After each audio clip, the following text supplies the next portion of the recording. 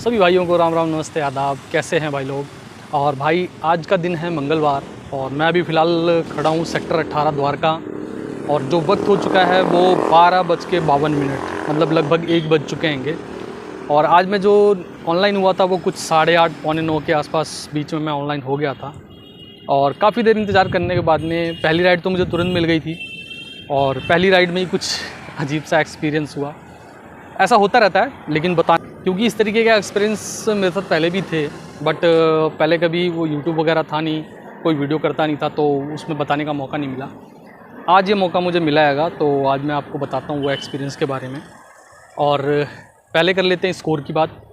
तो जो स्कोर है वो फ़िलहाल अभी एक ड्रॉप था ऊबर का, तो ड्रॉप किया और उसके साथ में ऊबर का खाता खुल गया और मुझे कुछ इसमें 29-30 रुपये मिले। 5-6 किलोमीटर की राइड थी और 1.5 किलोमीटर का पिकअप था, तो कुल मिलाकर के लगभग 6 किलोमीटर वो हो गए और 1.5 किलोमीटर पिकअप हो गया, तो 7.5 किलोमीटर गाड़ी चली। और इसी के साथ में ऊबर का अकाउंट जो खुल चुका हैगा।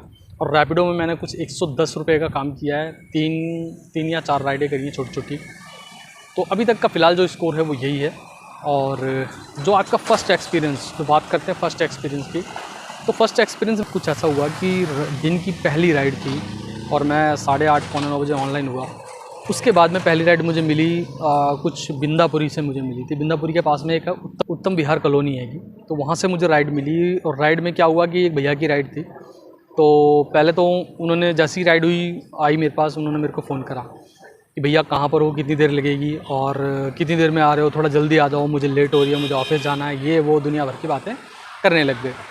तो मैंने उनको बोला कि सर 5 मिनट का टाइम दो मुझे, क्योंकि मैं उस वक्त में खड़ा था सेक्टर 6 में और सेक्टर 6 से बिंदापुरी जाना लगभग 2 किलोमीटर का पिकअप था। 2.3 किलोमीटर्स के आसपास का पिकअप था, तो भाई जाने में भी टाइम लगता है। तो मैं वहाँ पहुँचना, मैं जल्दी करके मैंने कैसे भी करके मैं पहुँचा वहाँ पर। पहुँचने के बाद में भाई साहब ने वहाँ पर, भैया जी ने मेरे को करीब 5 से 8 मिनट मेरे को वहाँ वेट कराया। आ रहा हूँ, नीचे उतर रहा हूँ, जूते पहन रहा हूँ, ये वो ऐसा करते करते उन्होंने मेरे को करीब वहाँ पर 8 मिनट वेट करवाया, 5 से 8 मिनट। और आने के बाद में जब बैठने के बाद में OTP वगैरह बताया, उसके बाद कहते हैं भैया जाना तो हमें इधर हैगा, लेकिन थोड़ा सा मुझे काम है आगे ATM के अंदर।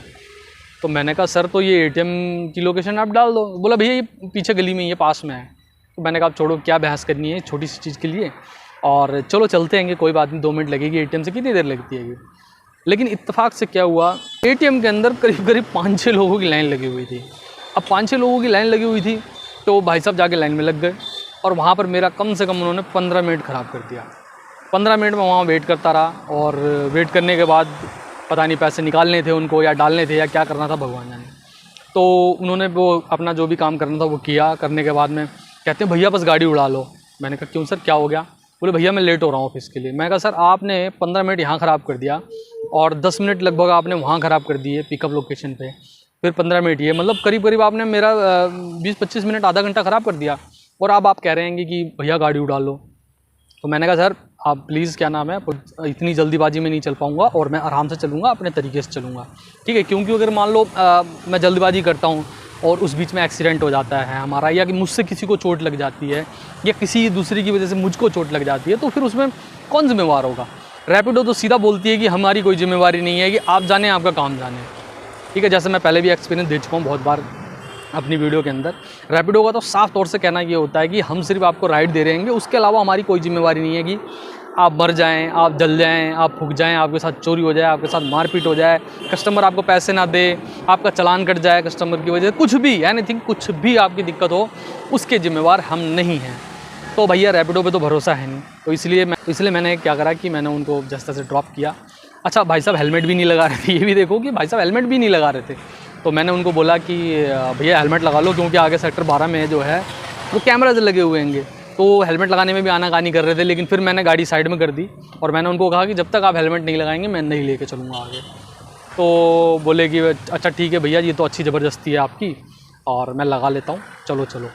तो फिर मैंने उनको जैसे तैसे करके छोड़ा और उस राइड के अंदर करीब मेरा 1-1.25 घंटा ख़राब हो गया, ये सब माजरों को लेकर। फिर उसके बाद भाई सेकंड एक्सपीरियंस की बात करते हैं।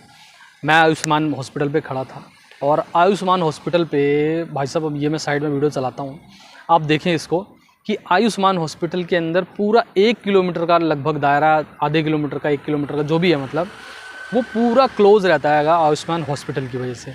तो वहाँ पर मैं क्या था कि भाई धूप में तो आदमी खड़ा नहीं हो सकता, इतनी गर्मी है, धूप आप देख सकते हैं कि मेरे पीछे कितनी धूप हो रही है।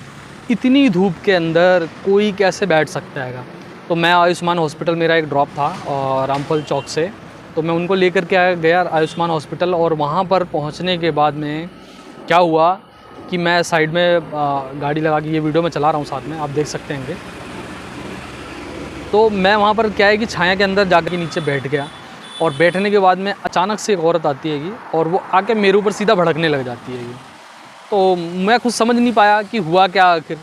तो मेरे ऊपर चिल्लाने लग गई बुरी तरीके से कि बाइक बीच में लगा लेते हैं और आराम से बैठ जाते हैं, ये करते हैं वो करते हैं। तो मैंने मतलब हुआ क्या, मुझे लगा कि शायद किसी और से बातचीत हो रही है। मुझे थोड़ी देर में समझ में आया कि वो औरत जो भड़क रही थी वो मेरे ऊपर ही भड़क रही थी। तो मैंने कहा कि मैडम क्या हुआ आपको?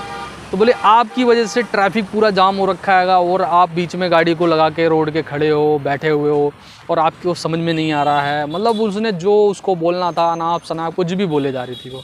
मुझे लग रहा था कि एक बार को मुझे भी लगा कि शायद वो परेशान होगी, हॉस्पिटल की कोई दिक्कत होगी या घर की कोई प्रॉब्लम होगी, जिसकी वजह से वो कहीं का फ्रस्ट्रेशन कहीं निकाल रही थी। बट ऐसा करना तो ठीक नहीं है ना, कि गलती किसी और की, बात किसी और के साथ में और बहसबाजी किसी और से, या किसी के ऊपर किसी का फ्रस्ट्रेशन किसी और के ऊपर उतारना। तो मैंने फिर उनको जाने दिया। उन्होंने मेरी फ़ोटो भी खींची, बाइक की भी फ़ोटो खींची, और वो कहने लगी मैं पुलिस कंप्लेंट करूँगी, ये वो। तो मैं वहाँ करीब आधा घंटा बैठा हुआ था, कोई पुलिस तो आई नहीं। लेकिन थोड़ा सा फील हुआ, थोड़ा सा हर्ट हुआ कि देखो आपकी परेशानी जो भी थी, कोई भी बात थी, वो ठीक हैगा, लेकिन आपको ऐसे किसी के भी ऊपर किसी यूं ही गुस्सा करना, ये कोई ठीक बात नहीं है। वो भी 10 आदमियों के बीच में, वहाँ पर इतनी भीड़ थी, लोग थे बहुत सारे। वहाँ पर कुछ रेडी वाले थे, कुछ ऑटो वाले थे, कुछ ई रिक्शाज वाले थे, वहाँ बैठा हुआ था। तो इस तरीके की बातें मतलब ठीक नहीं हैंगी।